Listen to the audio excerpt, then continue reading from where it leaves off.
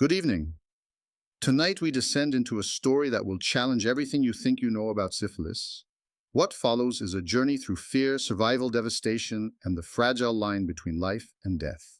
A disease murmured through beds of the desperate and the powerful, drifting through the sweat of soldiers and the trembling breath of lovers.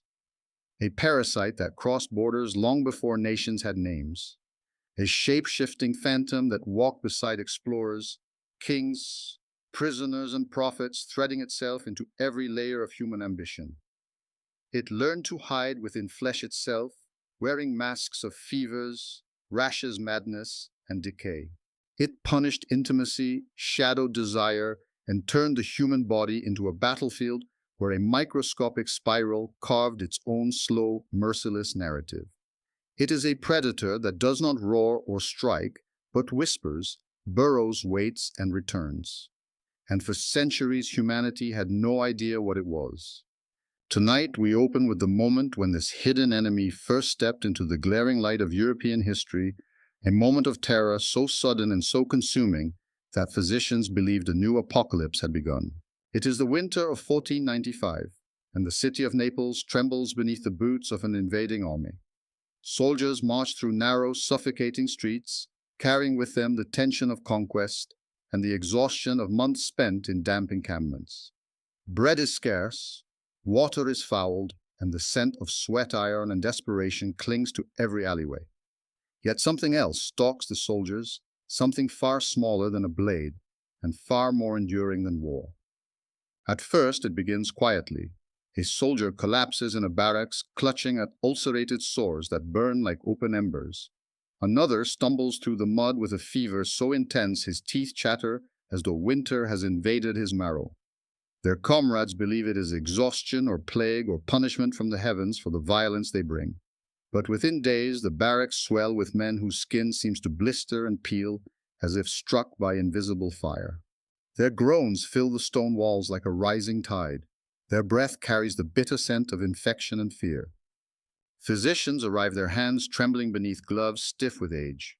They pry apart swollen lesions that ooze with pale discharge, examine bodies speckled with eruptions that spread across skin like constellations of rot. They whisper to each other in corridors. This is new. This is unnatural. This is something we have no name for. The infection spreads beyond the soldiers and into the city. Prostitutes collapse in back rooms. Merchants stagger through marketplaces with sores hidden beneath their robes. Mothers press trembling hands against their children's foreheads, praying the fever will break. Hospitals overflow with bodies contorted by pain, their limbs twisted by inflammation, their eyes sunk into bruised hollows. The disease does not kill quickly. Instead, it destroys slowly, stripping flesh, gnawing bone, unraveling dignity. Reports spread through the countryside describing symptoms so grotesque they defy belief: flesh sloughing from faces, bones crumbling beneath the skin, limbs rotting while the heart still beats. Chroniclers record that sufferers fell apart alive, their bodies devoured by a disease so ferocious that priests whispered of divine wrath. To the soldiers, this nightmare has no name. To the citizens, it is a curse that arrived with foreign invaders. To the physicians, it is a puzzle wrapped in agony. But beneath the chaos, something more insidious is at work, an organism so small it slips through the cracks of early medicine, spiraling its way through tissues, burrowing into nerves, vanishing into the bloodstream, only to reappear months or years later with new faces, new torments. As weeks pass, fear swells into hysteria. Churches fill with penitents begging for deliverance. Rumors spread that the disease can leap from one person to another simply through shared air. Couples sleep apart, afraid of the warmth of their own spouses. Those afflicted hide in shadows, terrified of being branded as impure, sinful, contaminated. Physicians, overwhelmed and powerless, resort to desperate treatments, bloodletting herbal concoctions, poultices that sting and burn. None of them work. What terrifies them most is the unpredictability. Some patients improve only to relapse months later with lesions more aggressive than before. Others seem healed but slowly deteriorate, their bodies betraying them long after the first symptoms fade. The disease refuses to follow any pattern known to the healers. It is chaos disguised as illness. Beyond the city walls, the infection marches silently with fleeing soldiers spreading along the arteries of Europe. Town by town, it travels where armies travel, where merchants travel, where desire travels. It ignores borders, kings, and doctrines. It slips into brothels, barracks, and royal courts alike. No one is immune. The disease feeds on the vulnerabilities shared by all humans, regardless of class or creed. In the years to come, chroniclers will call this outbreak the Great Pox, distinguishing it from smallpox only by severity, a grim measure of suffering. Within decades, it will become one of the most feared diseases on the continent, not only because of its symptoms, but because of its ability to mimic other illnesses. Rashes that resemble measles, pain that resembles arthritis, tremors that resemble madness. It becomes a shapeshifter in the body, wearing disguises so convincing even the greatest physicians of the era cannot recognize it. By the late Renaissance, cities across Europe live in the shadow of this invisible tormentor. Hospitals overflow with victims whose skin blossoms with lesions that sting like acid. Merchants wrap cloth around their faces, not understanding that this enemy does not drift through the air, but slips silently through the most intimate borders of human contact. Families isolate infected members, building walls of fear inside their homes. Some whisper that the disease is a moral punishment. Others insist it is the work of enemies, poisons, curses, or planetary misalignment. And through all of this suffering, one question grows louder with each passing year. A question that haunts physicians, priests, rulers, and victims alike. A question whose answer lies buried beneath layers of myth, migration, evolution, and time. A question that has echoed for more than 5 centuries, waiting for the courage and the science to confront it. Where did this nightmare begin? The search for the beginning of syphilis is a journey into the oldest shadows of humanity, far older than the crumbling Renaissance hospitals, where the Great Pox first erupted into European consciousness. To understand its origins, we must peel back layers of soil-borne and forgotten human migrations. We must follow the faint scars left behind on skeletons buried centuries before the outbreak in Naples. And we must track a microscopic hunter that has evolved alongside us, adapting with exquisite patience. The earliest clues do not come from written records, but from bones, silent witnesses that carry the memory of illness long after flesh has vanished. Archaeologists studying ancient burial grounds have found skeletal deformities that resemble the lesions caused by late-stage treponemal infections. Tibias bowed like bent tree trunks, skulls marked with tiny pitted craters where bone once tried to defend itself from chronic inflammation. These skeletal signatures appear in regions separated by oceans and millennia. Some belong to ancient peoples of the Americas, others lie beneath African soil. Others still emerge from prehistoric burials in Europe and Asia. Each discovery deepens the mystery rather than solving it. To uncover the truth, scientists must confront the treacherous complexity of the Treponema family spiral-shaped bacteria that cause a spectrum of diseases. Syphilis is only one branch of this lineage. Other treponemal diseases include yaws, begel, and pinta.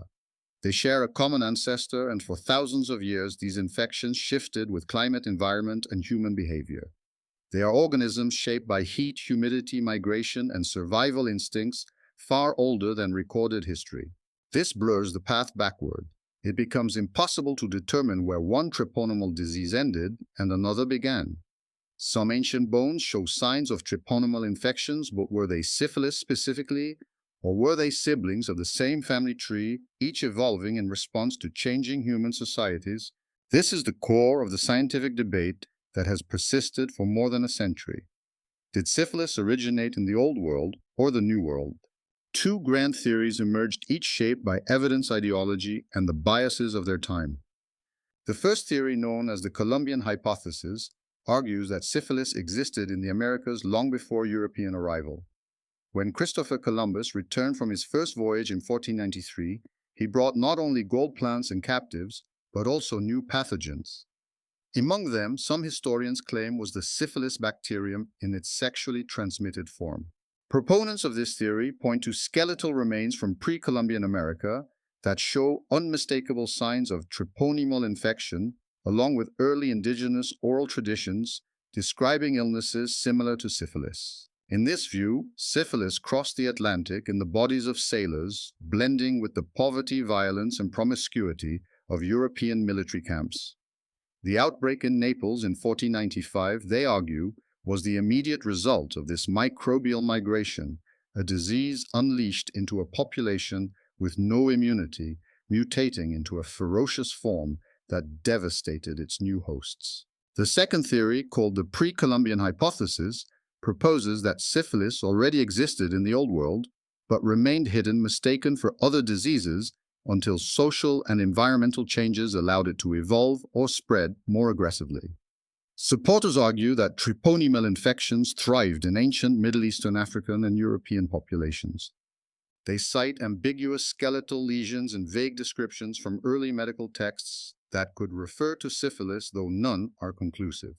Critics of each theory challenge the ambiguity. Bones erode. Historical descriptions exaggerate or omit.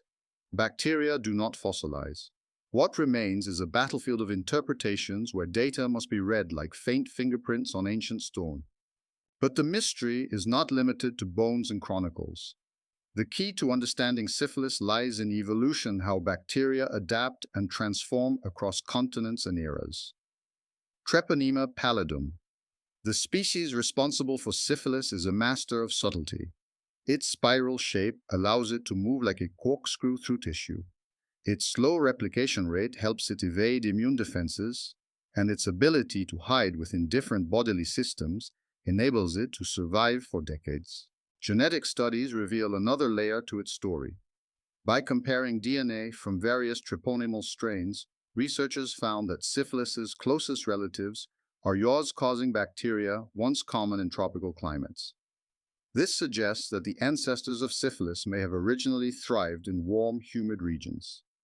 As human societies migrated and climates changed, these bacteria may have evolved new modes of transmission adapted to new environments.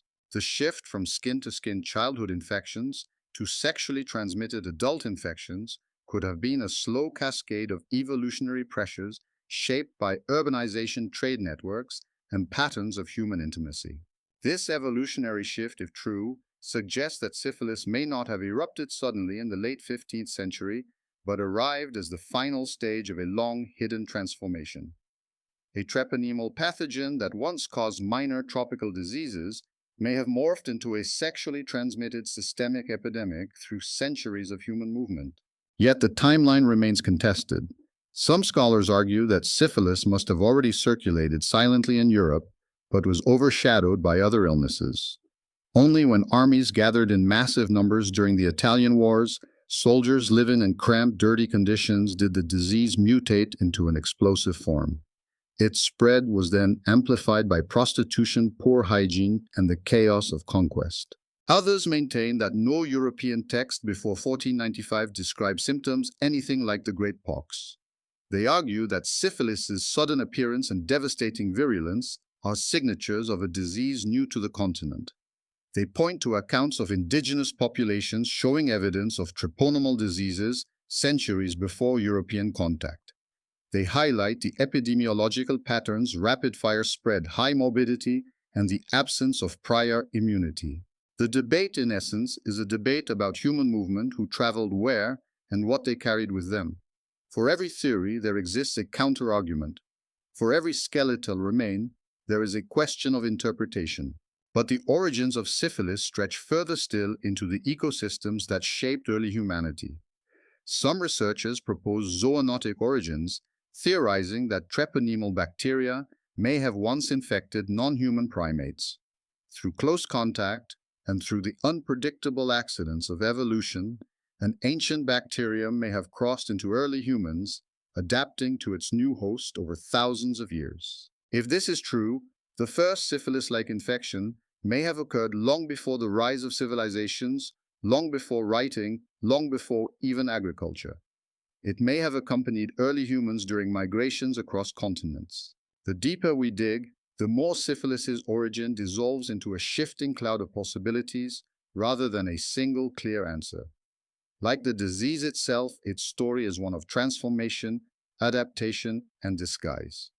It slips through historical gaps, evolves with human movement, and hides behind the limitations of ancient record-keeping.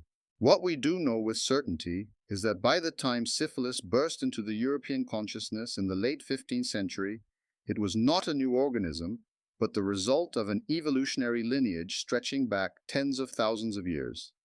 It had waited, watched, adapted. It found new pathways as humans built ships, crossed oceans, and gathered in densifying cities. And once unleashed, it became one of the most feared infectious diseases in human history. As the Renaissance dawned, syphilis emerged from its ancient obscurity into a world unprepared for its ferocity. And from that point forward, it would reshape societies, medicine, morality, and global health. For the world standing at the edge of the 16th century, the question was no longer where it began, but how far would it spread? The rise of syphilis across the world was not a quiet progression, but a violent ignition, an eruption that spread with the arrogance of empires and the desperation of armies. Once the Great Pox revealed itself in Naples in 1495, it began a march across continents so rapid, so devastating, that chroniclers described it as a punishment loosed upon humanity. Yet its spread was not guided by the will of gods or spirits, but by the movements of soldiers, sailors, merchants, and the restless ambitions of a world on the verge of global expansion. In the aftermath of the outbreak in Naples, mercenaries fled the city like sparks carried by the wind. They returned to their homelands, France, Spain, Germany, Scotland, each unknowingly carrying a microscopic invader curled within the tissues beneath their skin. Within months, the disease appeared in cities separated by hundreds of miles.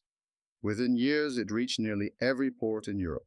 Contemporary accounts agree on one thing: syphilis spread with a ferocity that confounded physicians. Some described it as a fire that leapt from body to body. Others compared it to a beast that recognized no borders.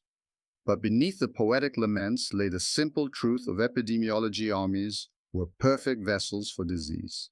Soldiers lived crowded in tents, exhausted, malnourished, and exposed to the harsh elements. They shared food tools, blankets, intimacies that bridged the distance between one bloodstream and another. When soldiers sought comfort among sex workers in occupied cities, the bacterium found a new pathway. And as these armies dispersed across Europe in the chaotic years of the Italian wars, they carried syphilis with them like an invisible banner of conquest. By the late 1490s, the disease struck France with full force. Hospitals filled with the same lesions, fevers, and skeletal agonies that had plagued Naples.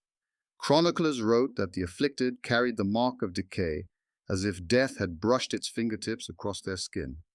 Physicians, lacking any understanding of the pathogen, tried everything from purgatives to cauterization. Nothing slowed the march. Soon, syphilis moved along the great arteries of European trade. Ships departing Lisbon, Seville, Bristol, and Venice carried sailors who believed themselves healthy, but carried the bacterium within their blood. In bustling port cities where cultures mixed and poverty pressed families tightly together, the disease took root with astonishing speed. Sex workers, travelers, and beggars became unwilling sinks for infection. Wealthy merchants who traveled for business spread it across courts and guild networks. Even clergy were not spared. Monasteries quietly reported outbreaks among their ranks. Syphilis became a global presence not because it was powerful, but because humanity had created the perfect world for it to expand. By the end of the 15th century, Europe was preparing to colonize new continents, sending ships across oceans with men who would never return home unmarked. When explorers sailed to Africa, Asia, and the Americas, they carried with them iron muskets, greed, and Treponema pallidum. In colonial outposts, the disease spread rapidly among both European settlers and the indigenous populations they exploited or enslaved. The bacterium did not discriminate. It burrowed into the blood of conquerors and conquered alike, leaving the same slow-burning devastation. In the Caribbean, where the Spanish established early settlements, the disease burned through communities weakened by forced labor and colonial violence.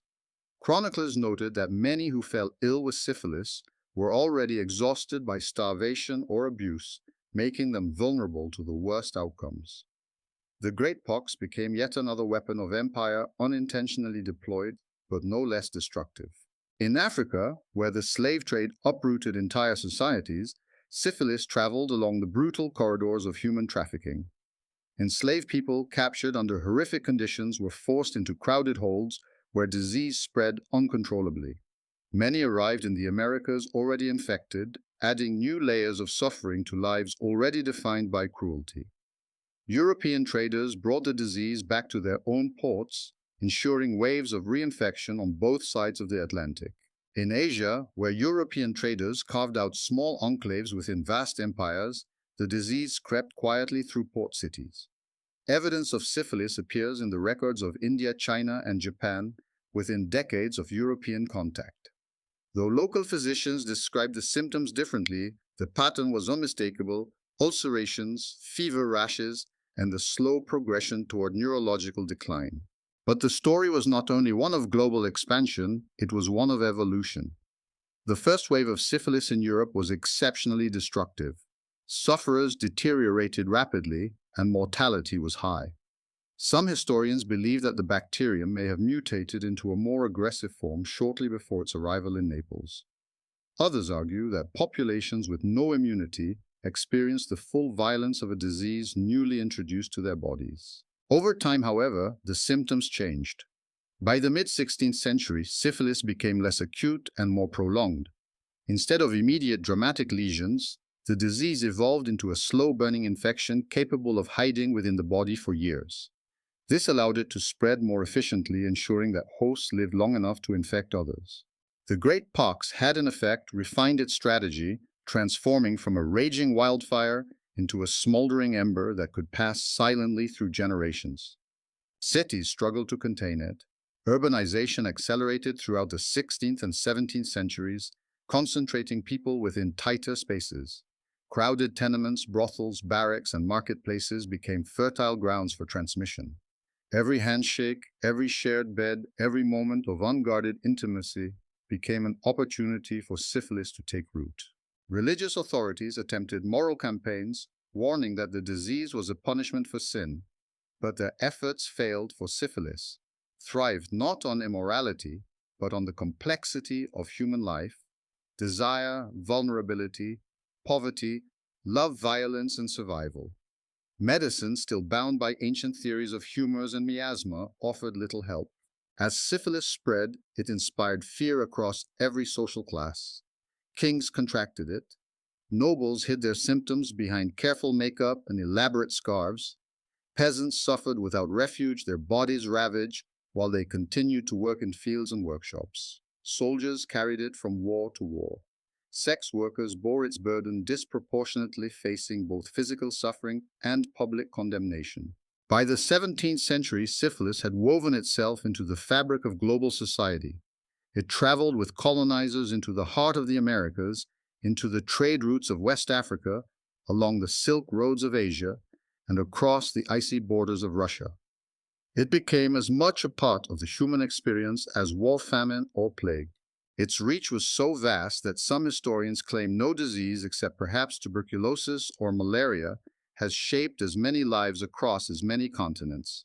Yet, unlike those ancient enemies, syphilis possessed a unique weapon: the ability to disappear, to lie dormant, to mimic other conditions so perfectly that even skilled physicians were deceived. Its stealth allowed it to embed itself across generations, hiding in bloodlines, reappearing decades later to torment those who never knew they carried it. And while some cultures blamed foreigners, others blamed the poor, the promiscuous, or the morally weak. Every nation attempted to cast the blame outward, arguing that the disease had been imported from some distant land. But the truth was far more universal: syphilis spread because humanity was interconnected, and because human beings, for all their differences, shared the same vulnerabilities. As the early modern era unfolded, the world entered a period defined by exploration, empire, commerce, and conflict. Alongside these transformations, syphilis carved its own invisible map across the globe, a map traced through blood, desire, and suffering. It became a traveler that accompanied sailors on long voyages, merchants through crowded bazaars, soldiers across muddy battlefields, and lovers through whispered nights. By the dawn of the 18th century, syphilis had become not only a global disease, but a defining force in medicine, morality, and society. Its symptoms haunted royal courts and slums alike. Its progression baffled physicians who sought to categorize illness. Its presence fueled debates about sin, punishment, science, and human nature. And as the world entered new eras of war and empire, syphilis tightened its grip, waiting for its most terrifying chapters yet. For the people of the early modern world, the question was no longer how far it had spread, but what unspeakable transformations it would unleash next. As syphilis tightened its grasp on the world, humanity entered an era defined not only by the disease's devastating symptoms, but by the terror it wove into the human imagination. This was the age when syphilis became more than an infection. It became a ghost that haunted societies, a symbol of shame, a specter whispered about in bedchambers and marketplaces, a curse invoked by priests and feared by physicians. In these centuries before antibiotics, it was an enemy without a face, a murderer, that slipped beneath the skin and rewrote the destiny of the afflicted. The terror began with the symptoms, those unmistakable, creeping signs that something had gone terribly wrong. At first, a single ulcer would appear at the site of infection. It did not hurt, it did not sting. It sat quietly on the skin, a deceptive calm before the storm. This firmness misled many into believing the illness was trivial. They covered it with cloth, with herbs, with shame. But within weeks, the infection surged through the bloodstream like a silent tide. Then came the fever, the rash, the relentless fatigue that drained life from even the strongest bodies. Skin erupted with lesions that spread along the torso, limbs, scalp, and groin. The rash took many forms: spots like rose petals, blisters that wept, clear fluid, scaly patches that cracked and bled. Some sufferers felt as though their skin was burning from within. Others experienced hair loss so severe that eyebrows and beards vanished. Joints throbbed with deep, gnawing pain. Bones felt as if they were being drilled from the inside. This stage, the secondary phase, terrified physicians because it produced symptoms that looked like 1,000 other diseases. Syphilis became known as the Great Imitator because it masqueraded as measles, leprosy, arthritis, tuberculosis, and even mental illness. No one could predict what form it would take, only that it would strike without mercy. Fear spread as quickly as the disease itself. Families hid afflicted members, locking them away in dark rooms so neighbors wouldn't know. Women covered lesions with heavy layers of paint and powder. Men applied ointments that stung like poison. The afflicted lived in a strange limbo, still alive, but already marked by decay. And all of this unfolded in an era when medicine was still anchored in superstition and archaic theories. Physicians believed illness arose from imbalanced humors or poisoned air. Their treatments reflected this confusion. Many used mercury, believing its toxic fumes or corrosive salts could purge the disease from the body. Patients swallowed mercury pills, rubbed mercury ointments into their skin, or sat for hours in mercury vapor baths, where heat opened pores and poison seeped inward. Mercury caused excessive salivation, bleeding gums, rotting teeth, and jawbone destruction. It ravaged the digestive tract, damaged kidneys, and weakened the nervous system. Sufferers wasted away sweating beneath blankets soaked with toxic residue. And because improvement was slow or non-existent, physicians simply prescribed more mercury.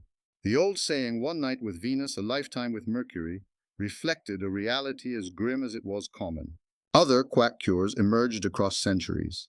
Some healers prescribed arsenic tonics, believing poison could drive out poison. Others recommended bloodletting, blistering, or cauterizing lesions with red-hot irons. Some rubbed the afflicted with mixtures of sulfur, tar, or turpentine. These treatments offered no cure, only pain layered upon pain. In many cities, syphilis created a climate of suspicion. People searched for someone to blame. Foreigners were accused of bringing the disease. Sex workers were castigated as carriers, though many were victims rather than vectors. Soldiers were condemned for spreading it across borders. Entire communities labeled syphilis as divine punishment for moral failings. Stigma became another weapon that tormented the afflicted. Moral panics flourished. Preachers warned that syphilis was a judgment against lust. Lawmakers proposed isolating the infected or marking them publicly.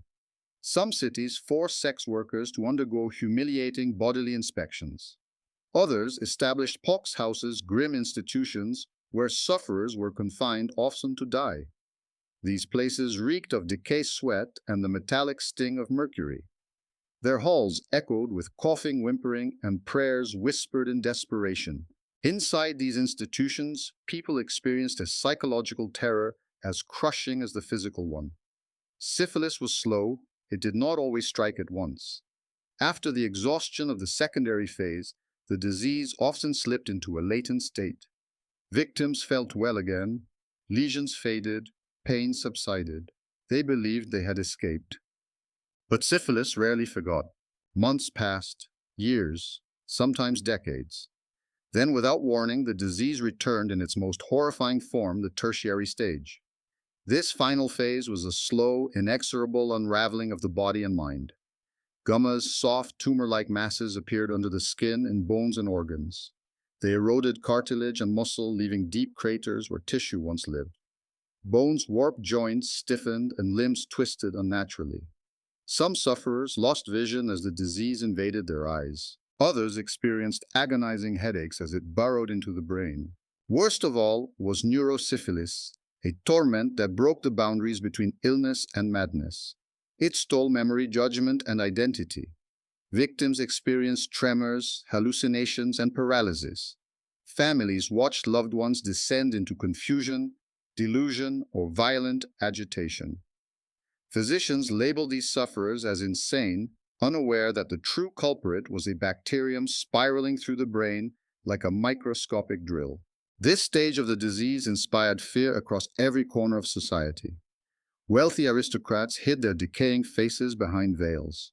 Artists painted self-portraits that revealed haunted eyes and sunken cheeks.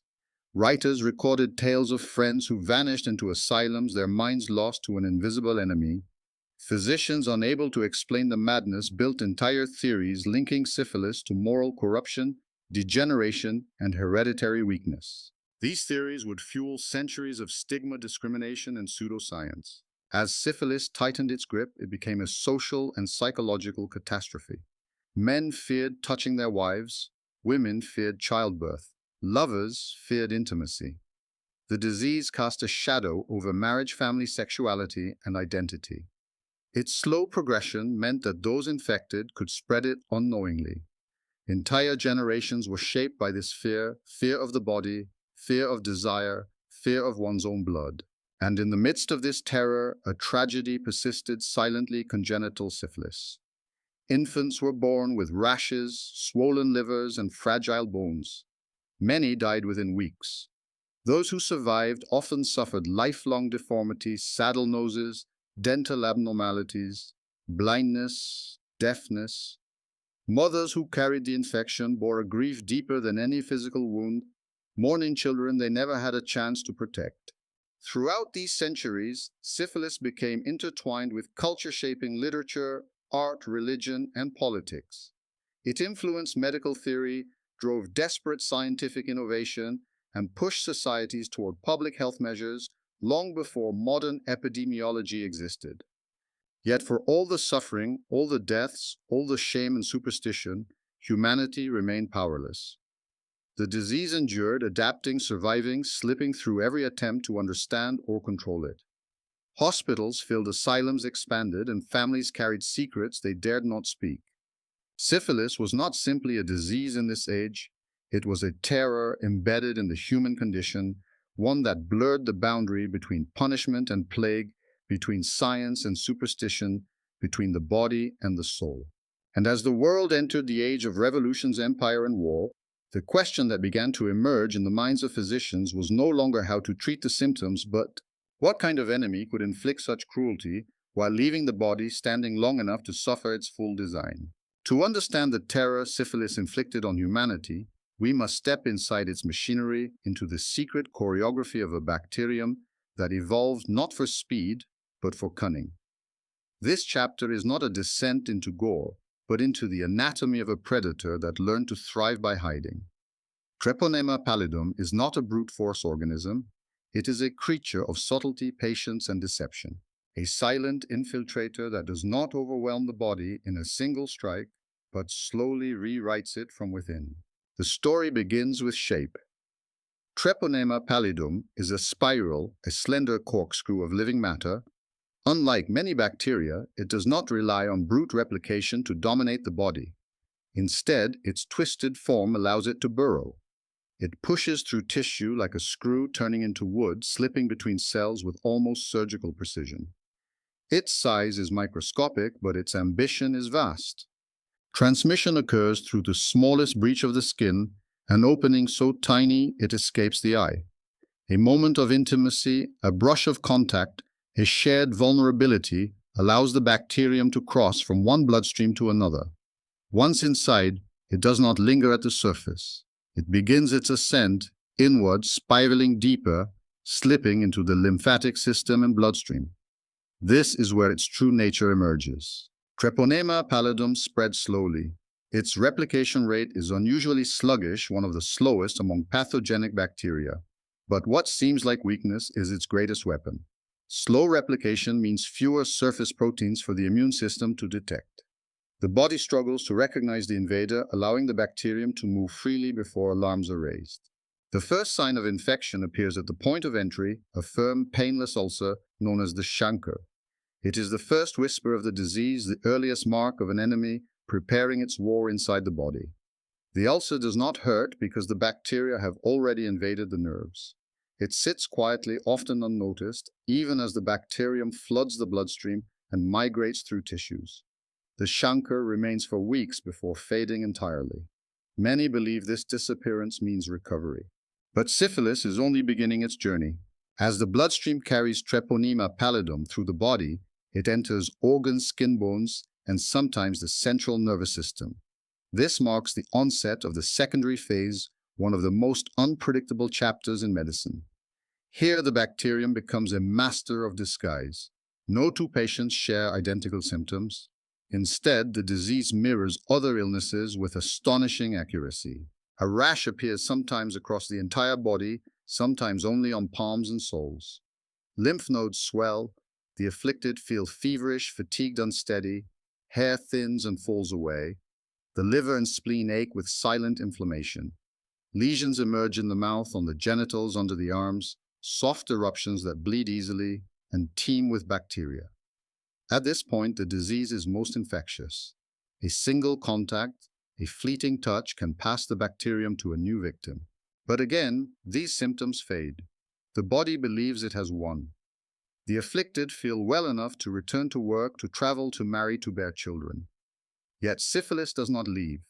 It descends into latency, an intermission marked not by healing, but by concealment. The bacterium hides within tissues, its presence invisible to the immune system.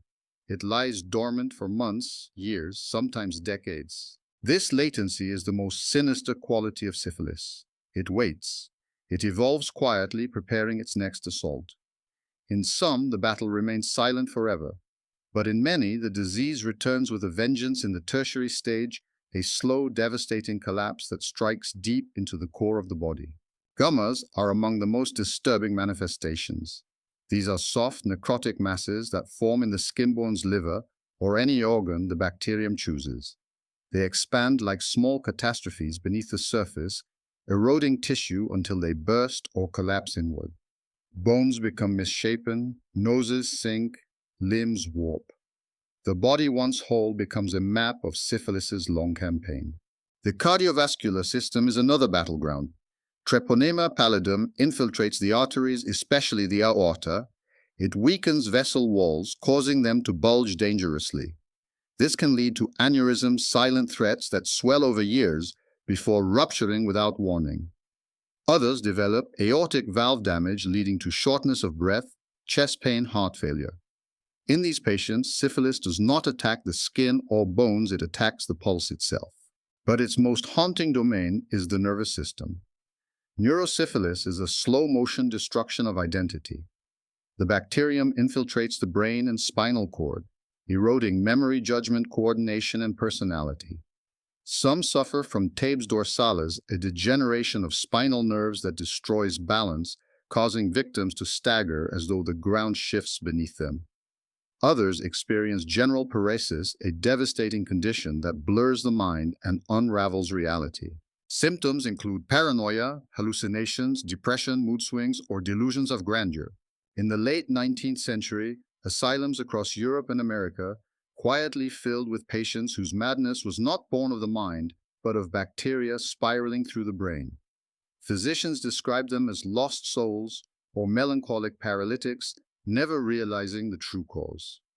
Only in the early 20th century did researchers discover that up to 30% of mental asylum patients showed signs of advanced syphilis. Among its cruelties, syphilis also crosses the threshold of generations.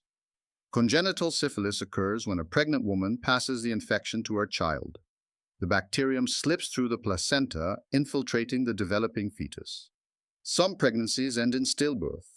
Others result in infants born with fragile bones, swollen abdomens, or organ damage. Those who survive infancy may develop blindness, deafness, developmental delays, or characteristic dental deformities. These children carry the mark of a disease they never chose inherited through blood before they ever took their first breath.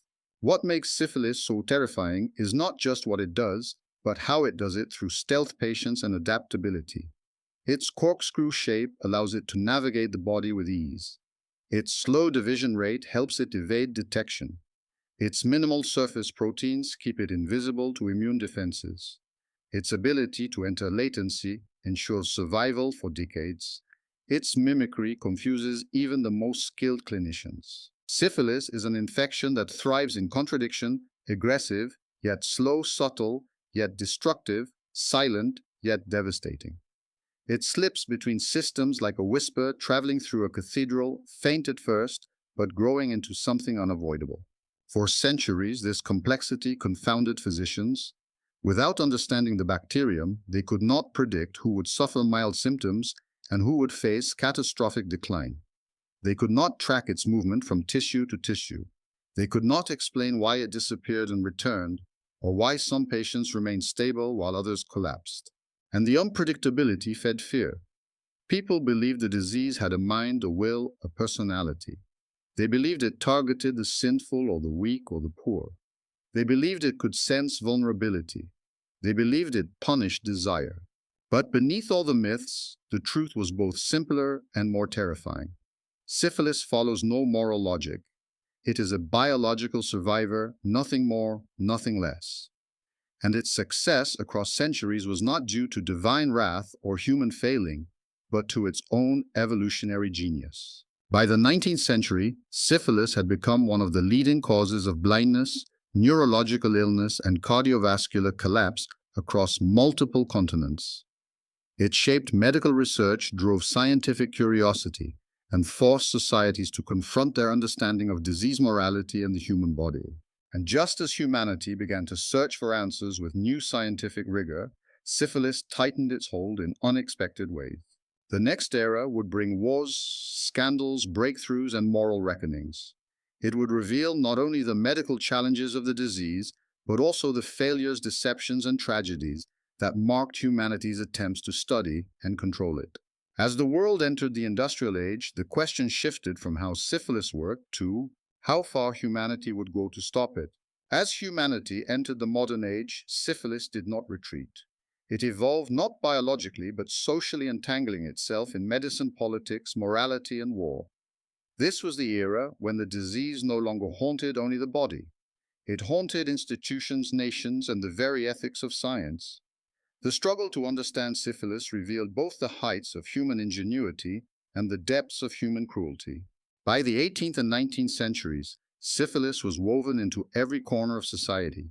It devastated soldiers, filled hospitals, infiltrated royal courts, and stalked the working poor in industrializing cities. It left scars on social structures and carved fear into the hearts of families. But now the terror extended beyond symptoms. The disease challenged governments and public health systems that were utterly unprepared for an epidemic that moved silently, hiding in bodies for decades. Urban life, crowded, polluted, and brutally unequal, became a breeding ground for the disease. Factories drew men and women into cramped quarters. Tenement housing packed families into single rooms. Brothels flourished as poverty drove many into sex work. Syphilis thrived in these environments disguised behind rashes, mistaken for other illnesses, behind symptoms too subtle to diagnose, behind decades-long latency that allowed it to pass silently through communities. Governments responded with fear rather than science. Laws targeted sex workers, forcing them into humiliating examinations that did little to stop the spread. Police raided brothels under the guise of public health. Women became scapegoats, blamed for a disease that traveled equally through husbands, soldiers, aristocrats, and clergy. Hospitals created special wards for those with venereal afflictions, often isolating the sick in grim rooms where mercury treatments continued despite their known toxicity. Yet behind the cruelty and confusion, medicine began to change. The 19th century was an age of discovery, a time when microscopes improved anatomy, deepened, and bacteriology emerged from the shadows. Scientists began to suspect that diseases like syphilis had biological causes rather than moral ones. This shift laid the groundwork for one of the most important breakthroughs in medical history. In 1905, Fritz Schaudin and Erich Hoffmann identified the bacterium responsible for syphilis, Treponema pallidum. For the first time, the invisible enemy had a name. The discovery reshaped everything. Syphilis was no longer a punishment nor a mystery. It was an infection, a biological phenomenon that scientists could study, measure, and trace. This revelation led to the next great milestone, the Wassermann test in 1906. For the first time, physicians could detect syphilis through a blood test, identifying the infection even when symptoms were hidden. The test revealed the full scale of the epidemic. People who looked healthy tested positive. Patients in asylums, soldiers, factory workers, pregnant women, the infection was everywhere. The test shattered the illusion that syphilis was limited to certain classes or behaviors. It was universal, but with knowledge came new moral dilemmas. Governments used the Wassermann test to justify intrusive policies. Soldiers were screened en masse. Marriage licenses required blood tests in some regions. Entire populations became subjects of surveillance, and still syphilis advanced. Then the world was plunged into war. During World War I, syphilis became a military threat. Armies feared that infected soldiers would weaken the front lines. Commanders instituted harsh rules, segregated brothels, forced examinations, detention centers for infected women. Yet the disease continued to spread through trenches, encampments, and war-torn cities. Soldiers carried Treponema Pallidum as they carried their rifles wherever they marched. The disease marched with them. After the war, nations realized the scale of the crisis. Millions were infected. Syphilis had become a global epidemic that no battlefield victory could contain. Public health officials demanded better treatments. Scientists sought chemicals that could kill the bacterium without killing the patient. In 1910, Paul Ehrlich introduced salvarsan, one of the first antimicrobial drugs in history. It was toxic, complex to administer, and far from perfect, but it was a chemical weapon against the bacterium. Salvarsan and later neosalvarsan saved lives but required skill and resources unavailable in many parts of the world. Only the wealthy or the lucky benefited. Many others continued to suffer, treated with outdated methods that did more harm than good. Yet even as treatment improved, the ethics of syphilis research began to darken. The most infamous example emerged in the United States. In 1932, the U.S. Public Health Service launched what would become known as the Tuskegee Study, a project designed not to treat syphilis, but to observe its natural progression. Hundreds of black men in Alabama, many poor and uneducated, were told they were receiving free medical care. They were not informed they had syphilis. They were not given treatment. Even after penicillin became an effective cure in the 1940s, the researchers withheld it. Men suffered, deteriorated, went blind, went insane, died. Children were born with congenital syphilis. Wives contracted the disease unknowingly. For 40 years, the study continued proof that syphilis did not only destroy bodies, but exposed the capacity for systemic cruelty. It revealed how racial bias and scientific ambition could merge into an atrocity. When the study was finally exposed in 1972, it forced the medical world to confront profound ethical failures. It led to new laws protecting research participants and reshaped the relationship between medicine trust and marginalized communities. But amid tragedy came the turning point the world had long needed. In 1928, Alexander Fleming discovered penicillin, and by the 1940s, researchers found that penicillin could cure syphilis with extraordinary efficiency, far more safely and effectively than mercury or arsenic-based treatments. It was a miracle in an age of despair.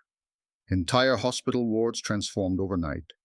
Patients who once faced lifelong disability walked out of clinics cured. Public health campaigns expanded rapidly. Penicillin became a weapon powerful enough to dismantle a centuries-old epidemic. For the first time in human history, syphilis had a cure that worked.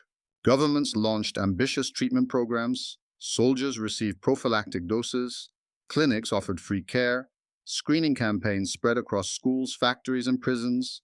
Rates plummeted. Cities that once feared syphilis saw cases decline dramatically. The bacterium, so relentless for centuries, began to retreat. But victory was incomplete. Penicillin could cure the disease, but it could not erase stigma. It could not undo centuries of shame, discrimination, moral judgment, or the psychological burden carried by families. Nor could it fix the damage caused by unethical research, state surveillance, or social cruelty.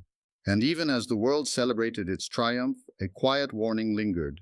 Treponema pallidum had survived every era by evolving strategically, not aggressively. It had adapted to environments, societies, and human behavior. It had endured wars, empires, and scientific revolutions. Penicillin was a miracle, but miracles require vigilance. As the 20th century progressed, the world learned that diseases do not vanish simply because science advances. They linger in hidden corners waiting for complacency. They resurface where inequality is deepest. They adapt to new patterns of behavior, new geopolitical realities, new vulnerabilities. And as global health systems shifted their attention elsewhere, a question emerged in the shadows, subtle, ominous, and increasingly urgent. What would happen if the Great Imitator found a way to rise again? The modern story of syphilis is not a quiet epilogue. It is a reminder that some enemies never disappear, they merely change shape. Even after penicillin transformed the disease from a lifelong terror into a curable infection, syphilis refused to fade into history. Instead, it settled into the hidden corners of society, waiting for moments of neglect, vulnerability, or complacency. The Great Imitator had survived 5 centuries by disguising itself. The modern age would prove no exception. As the mid-20th century unfolded, optimism grew. Public health campaigns expanded across continents. Clinics distributed penicillin freely. Prenatal screenings prevented congenital infections. Governments celebrated dramatic declines in cases. Many believed syphilis would follow the path of smallpox, eradicated, remembered only in textbooks. But the bacterium had other plans. By the 1970s and 1980s, syphilis began to re-emerge. Urban centers weakened by poverty and inequality, and shifting social behaviors became fertile footholds. In some regions, the disease crept quietly upward. In others, it surged with alarming force. Public health officials were shocked. A disease once on the brink of elimination was rising again, not in remote or impoverished areas alone, but in wealthy nations with advanced healthcare systems. The reasons were complex. Stigma kept many from seeking testing or treatment. Cuts to public health budgets weakened prevention programs. Shifts in sexual networks created new transmission pathways. And most profoundly, the arrival of another epidemic, HIV, reshaped the global landscape of infection. HIV carved through communities with devastating speed, undermining immune systems and creating a perfect environment for syphilis to thrive. The two infections became intertwined. Syphilis increased the risk of acquiring and transmitting HIV. HIV accelerated the progression of syphilis, often masking or altering classic symptoms. Doctors struggled to diagnose cases that broke traditional patterns. The two pathogens formed a dark partnership in which each amplified the impact of the other. Meanwhile, the Great Imitator continued its century-old performance, hiding in plain sight, mimicking other illnesses, confusing physicians. Some presented with neurological symptoms first. Others showed no rash at all. Pregnant women with no visible lesions transmitted the infection to unborn children. In regions with limited medical resources, congenital syphilis remained a brutal reality, infants born fragile, infected, or stillborn. By the early 21st century, a new threat emerged: antibiotic resistance. While penicillin remained powerfully effective, strains of syphilis began showing reduced susceptibility to alternative treatments. This was not a catastrophic mutation. Treponema pallidum remained vulnerable to penicillin, but it was a warning. The bacterium was evolving under the pressure of inconsistent treatment, interrupted access to medications, and misuse of antibiotics across global markets. Public health officials watched with growing unease. Without sustained vigilance, syphilis could adapt further, slipping once again beyond the reach of medicine. Across the world, patterns shifted. Cases surged in Europe, North America, Australia, and parts of Asia. Social media and digital communication changed how people met and interacted, creating new webs of connection that allowed the disease to move swiftly. In some cities, rates climbed faster than at any time since the Victorian era. Young adults, unaware of the disease's history or believing it to be a relic of the past, often did not recognize symptoms or seek testing. Others avoided clinics because of stigma or fear. At the same time, global inequality ensured that the disease struck hardest where healthcare systems were weakest. In parts of Africa, Asia, and Latin America, prenatal screening remained inconsistent. Many mothers had no access to testing. Infants continued to die from congenital syphilis deaths, entirely preventable with proper care. These losses revealed a truth that has haunted public health for decades. Scientific breakthroughs mean little without equitable access. The modern legacy of syphilis is therefore a story of contrast. In wealthy cities, one injection could erase the infection. In impoverished regions, the disease continued its ancient cycle of suffering. The disparity illuminated the chasm between what humanity knows and what humanity can deliver. Yet even in countries with advanced medical systems, challenges persisted. Neurosyphilis cases reappeared sometimes in people who had been treated improperly or too late. Syphilis presented in unfamiliar ways, exploiting gaps in medical training. Misdiagnoses delayed treatment. Some patients deteriorated for months before doctors uncovered the spiral-shaped culprit at work. Meanwhile, scientists developed new tools to track the bacterium. Molecular typing allowed researchers to follow chains of transmission. Improved blood tests detected infection earlier and with more accuracy. Rapid point-of-care tests expanded access in remote areas. Digital epidemiology mapped outbreaks in real time. For the first time in history, humanity could see the spread of syphilis as it unfolded. But technology alone could not solve the deeper problem. Syphilis thrives not simply because of biology, but because of human behavior, fear, stigma, secrecy, inequality, and the unwritten rules of social intimacy. Public health campaigns began emphasizing awareness without judgment. Clinics encouraged testing as routine rather than shameful. Education shifted from moralizing to empowering. Outreach targeted high-risk communities with resources grounded in dignity, not condemnation. These changes marked small but significant victories in the long fight against the disease. Yet for all the progress, syphilis continues its quiet march. It moves through crowded cities and remote villages. It crosses borders with travelers and migrants. It hides in bodies that feel perfectly healthy. It adapts to new social landscapes, new technologies, new vulnerabilities. It teaches the same bitter lesson again and again. No disease disappears simply because science wishes it to. And so the modern legacy of syphilis becomes a reflection of global health itself, its triumphs, its failures, its inequities, its fragile victories. It forces us to confront the truth that the past is never truly past. Diseases with ancient roots can bloom again in the modern world, shaped by the same patterns of human connection that carried them across continents centuries ago. As we stand in the present with the full weight of history behind us, one final question rises, quiet but inexorable. What does syphilis reveal about the vulnerabilities we still carry even in an age of unprecedented medical power?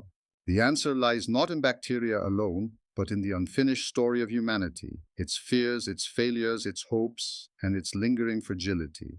In the long arc of human history, few enemies have walked beside us as intimately, as persistently, or as deceptively as syphilis. From its ancient origins buried in bone to its first explosive appearance in Renaissance Europe, from its transformation across continents to its quiet survival, in the bloodstream of modern societies, the disease has revealed something unsettling about humanity itself. Syphilis is not simply an infection. It is a mirror reflecting the fragility of bodies, the vulnerability of societies, the ambition and blindness of nations, and the moral tensions that surface whenever an invisible threat enters the human story. For centuries, syphilis thrived in silence. It hid behind the language of shame, nestled in the gaps of early science, and grew in the shadow of superstition. It punished ignorance, but it also punished innocence. It infiltrated royal palaces and crowded tenements with equal ease.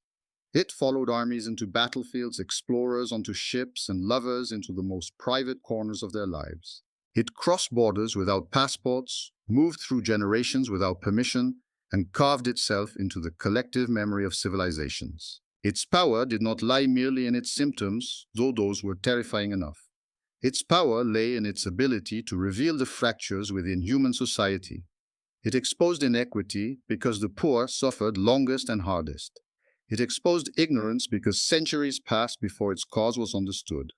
It exposed prejudice because entire groups were blamed for a disease that moved without regard for class or morality. And it exposed the darkest corners of scientific ambition, where curiosity and cruelty sometimes merge.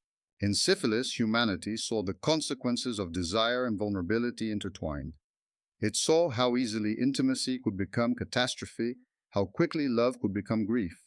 It saw that the body itself could become a battleground, where an invisible enemy waged a quiet, relentless war. But the story of syphilis is also a testament to resilience. It pushed medicine forward. It drove scientists to look deeper, study harder, question assumptions. It forced humanity to confront the limits of moral judgment, teaching that disease is not punishment but biology. It challenged societies to build better systems of care, better ethics, better protections for the vulnerable. It reminded the world that progress does not come from fear or blame, but from understanding. Even now, as the disease continues its quiet existence in the modern world, syphilis teaches lessons we have not fully learned. It shows that scientific triumph can be undone by social neglect. That access to treatment is meaningless without equity. That stigma can be more damaging than infection. That silence can spread disease more effectively than any biological mechanism. And that no cure, however miraculous, can erase the scars left by centuries of suffering. Syphilis also forces us to confront a deeper truth. The greatest dangers humanity faces are often those we cannot see. They move through breath, touch, trust, and the ordinary moments of living. They exploit the spaces between us, our relationships, our inequalities, our blind spots. They hide in latency, waiting for the moment when vigilance fades. The disease reminds us that human connection is both our greatest strength and our greatest vulnerability. It binds us together, but it also gives pathogens passage. Every handshake, every embrace, every act of love carries the paradox of risk and meaning. Syphilis thrived in that paradox, weaving itself into the very fabric of what it means to be human. And yet, the final lesson is not one of despair. It is one of recognition. The story of syphilis shows that knowledge can overcome fear, that science can conquer suffering, and that compassion can transform the way we face our most silent enemies. It teaches that progress is not a straight line, but a long struggle, one marked by triumphs, failures, corrections, and revelations. In the end, syphilis is not merely a disease. It is a chronicle of humanity's evolving relationship with the unknown. A chronicle of how societies confront danger, assign blame, seek meaning, and pursue understanding. It is a reminder that even the smallest organism can influence the rise and fall of nations, the fates of families, the boundaries of ethics, and the trajectory of medicine. As we step back from its long winding narrative, one haunting truth lingers. Long after empires collapse, long after wars fade, long after scientific revolutions rewrite the world, the lessons of syphilis remain. They whisper of vulnerability, resilience, memory, and the price of forgetting. For it was never merely the disease that threatened humanity, but the shadows it cast within us. And in those shadows, we see the lingering truth that no civilization, no matter how advanced, is ever fully prepared for the quiet persistence of the smallest adversary.